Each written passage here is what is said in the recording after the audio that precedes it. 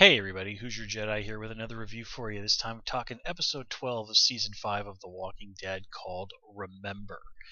And this is it, our first real serious look at what's going on in the Alexandria Safe Zone, one of the major locations from the comics. And my memory of what happened in the comics when they first arrived at Alexandria is a little bit hazy, but I really do like the way they're handling this whole situation here.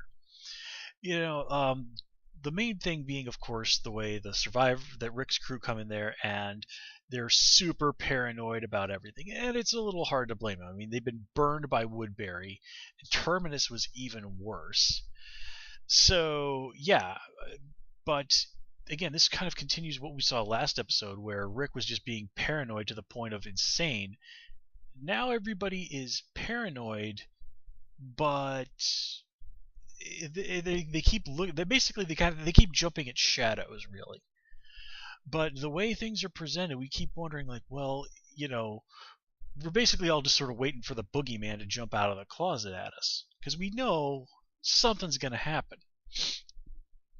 And of course, the main thing people are asking is like, well, is Deanna evil? Well, we're certainly kind of we're definitely meant to be wondering about her. But I'm going to go with no. I don't think she is. I don't remember what her counterpart in the comics, who was actually, if I remember correctly, a man, how things worked out with that character. Again, my memory is a little hazy. I've only read this story once, and that was quite a while back. But honestly, if we're going to be looking at a bad guy, I think we need to keep in mind that the Wolves, the people who destroyed the community in Virginia that Noah was in before he got captured down in Atlanta, or where I should say where Tyrese died. That community there, we saw like the graffiti back there, like the wolves are near or something like that. I think those are going to be the bad guys for who we have to deal with in the season finale. And I did like that Deanna noted, like, yeah, okay, we had 3 men that we had to exile, as you know as well as I do, that's a death sentence.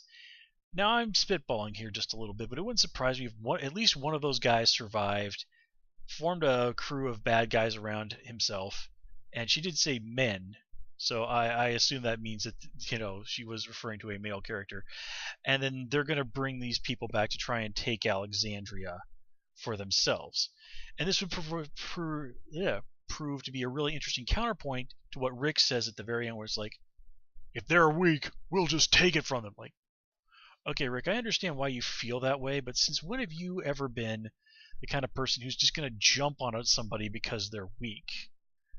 I mean, even that guy the guy with the orange backpack, you remember him from several seasons ago?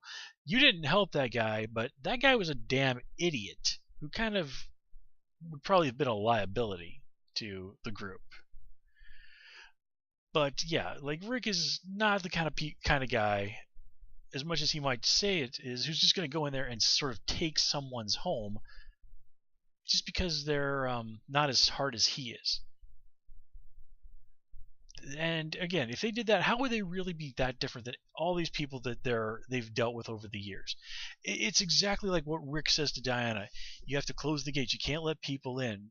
People are only interested in what they can take from you. And if Rick does this, then he's really, literally, no better than the people he's describing there. I think Rick is really just trying to kind of constantly. That's what is interesting about Rick. He always seems to go towards the edge and then he pulls back. And again, I think this is just the vestiges of that paranoia that they needed to keep themselves alive out there.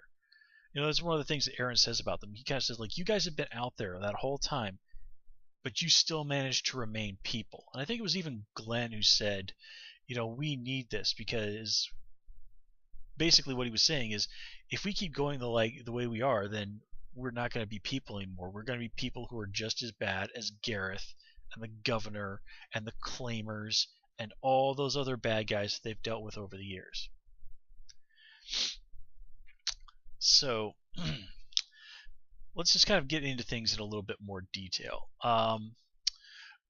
So we finally get to see Rick ditch the beard, and Rick gets probably the first decent shower he's had since the prison, and possibly the first hot shower he's gotten since maybe like episode 1 or 2. Like, remember when he and Morgan and Carl and Morgan's kid go to the police station and they actually managed to get a shower there? And well, I've already remarked on Rick's little conversation with Diana. We also get to see Rick start interacting with Jesse. Now, I don't really remember Jesse from the comics. She seems like to have been a fairly minor character, although there is a story arc with her.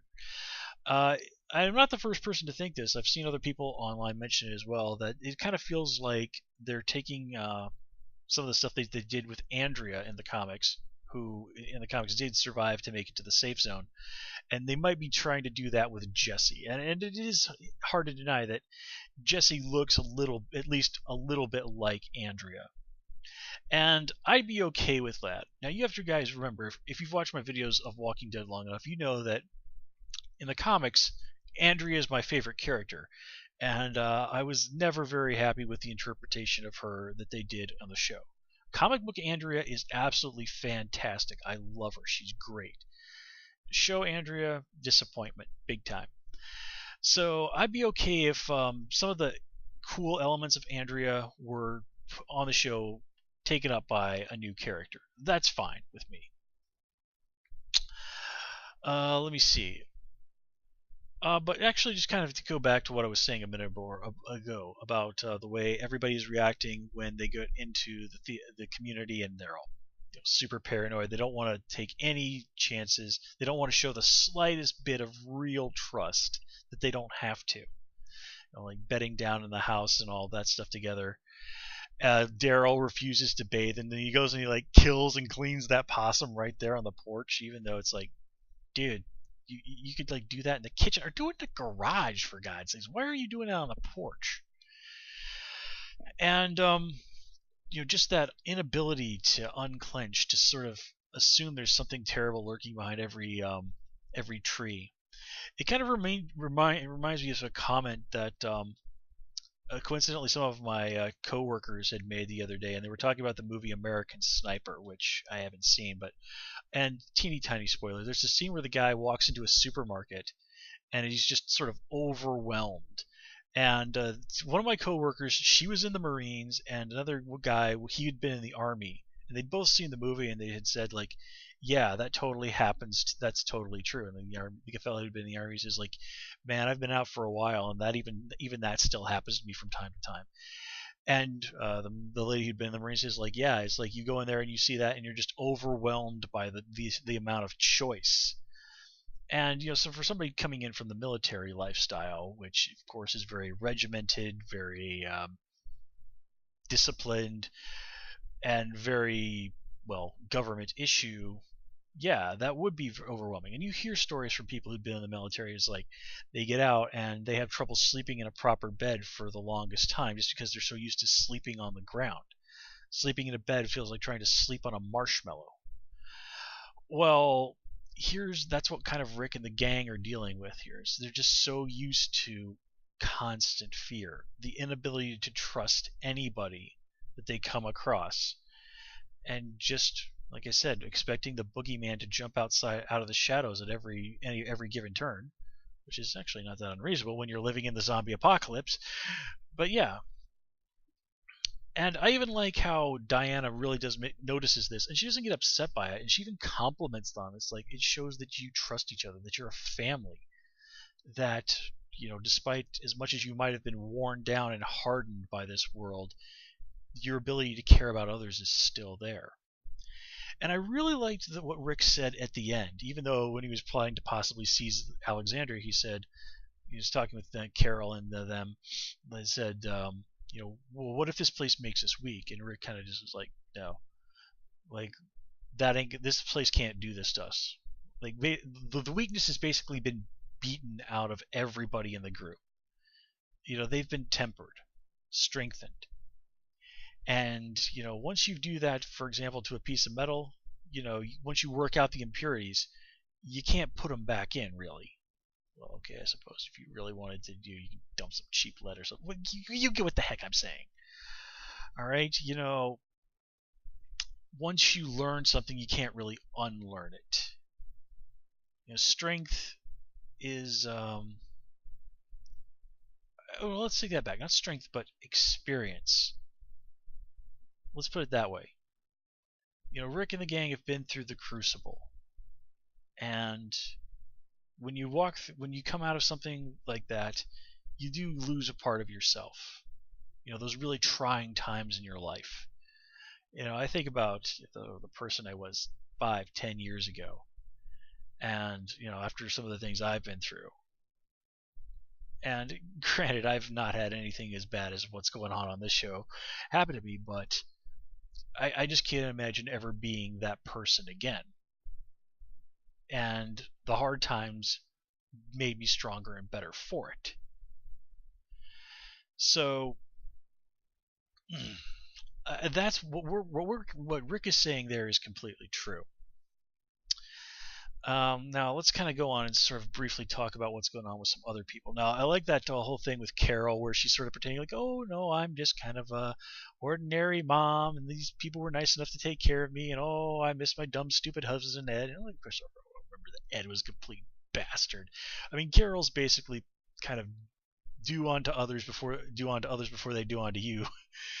Sort of basically kind of planning herself in a position where she can really get in there and sort of see what people are like. And she sort of even says like, I'm a people person, I'm an organizer. She wants to get into there so that she's in a position, as I said, to really get a look at the heart of this operation. And if things go south, then she's in a position where she's going to be completely and utterly underestimated, and that she can, Terminus 2.0 basically is kind of what is Carol's plan. And it is interesting if you look at the interviews with people during the Diana has. Like Rick, he's super paranoid. He doesn't really even know what's going on. He wants this to be true, but he's so freaked out that he can't.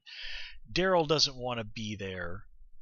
Carol is kind of like, okay, this looks like a good opportunity, but I'm going to take some precautions. And my favorite one was actually Glenn, where he says, basically, we need this. We need this place to be what it seems to be, because if we go back out there, we're going to lose what's left of our soul. Now, he doesn't say that in so many words, but you can see it all in his face. Glenn knows that pretty soon everybody might just be as bad as Rick, or their ability to not turn on each other is going to fall apart.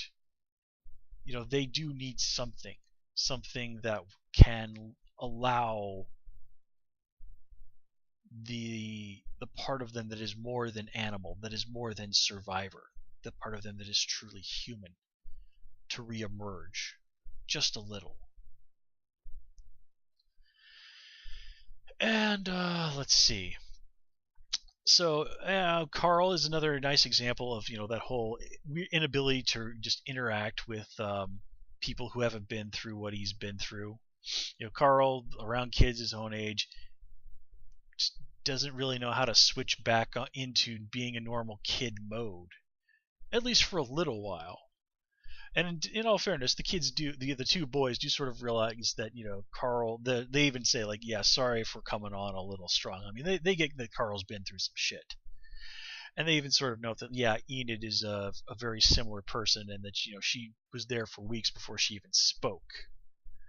Now, a lot of people are wondering, well, what's the deal with Enid? Now, I remember there's a girl about Carl's age in the comics, but I don't remember what her name was. I suspect maybe Enid might be that character, but beyond that, I don't know. Although I am kind of in with a group of people who think that she may have been the one who stole Rick's gun, because, well, it just doesn't really make sense for it to be anybody else. Although how in the name of God she would have even had the first clue that it was there is truly beyond me. And hey, why did that walker wait until Rick came back to crawl out from under that pile? I mean, seriously, that makes no sense. Let me see what else. Um, yeah, the Aiden dude. That was pretty fun watching him try and school Glenn and the others on how to do a run. Although I'm not exactly sure why you're taking the guy with the messed up leg to be to be a runner. Running ain't Noah's thing. But whatever. It was fun to watch Glenn deal with that, and I love that scene where Aiden is just like shoving him, and Glenn is just like, nobody's impressed, man. And yeah, that's great. That is exactly how you deal with guys like that. All right, because man, I have had more than a few people come and start throwing attitude in my face. And ladies and gentlemen, let me tell you, one thing I have found that works like a charm is just let it roll off you. You show that what they're doing does not impress you, doesn't intimidate you, and you play it cool like that, and those people will give you enough rope to hang them. Let's put it that way. And Glenn goes for the somewhat more direct approach of eventually just knocking Aiden on his ass. Now, I've fortunately never had to be in a position where I've had to do that, although God knows I've wanted to more than once. But yeah, I'm pretty happy with my record when it comes to fights being 1 win, 1 loss, and 1 draw. And, I'm also no longer a minor, so if I deck somebody in the face, the cops are getting called, and yeah. I don't need that kind of drama in my life. But anyway, let me see, what else? I also kind of need to point out that Michonne, I think, is actually, I need to take that back. I would say actually it's Michonne who's the one who's most in favor of this, though Glenn's probably a pretty darn close second.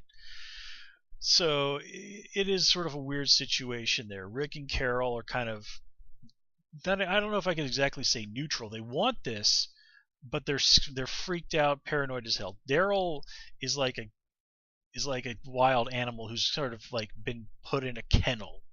He just doesn't know how to deal with it. He's constantly pacing. We even see him pacing when he's talking to Diana. And then, as I said, Michonne and Glenn obviously very in favor of the whole situation. And let me see. Yeah, nothing else particularly jumps out to me. So, guys, with that said, I'm going to call it here. As always, please comment, rate, and subscribe. And, of course, you can follow me on Twitter at Who's Your Jedi. Until next time, take care and have a good one.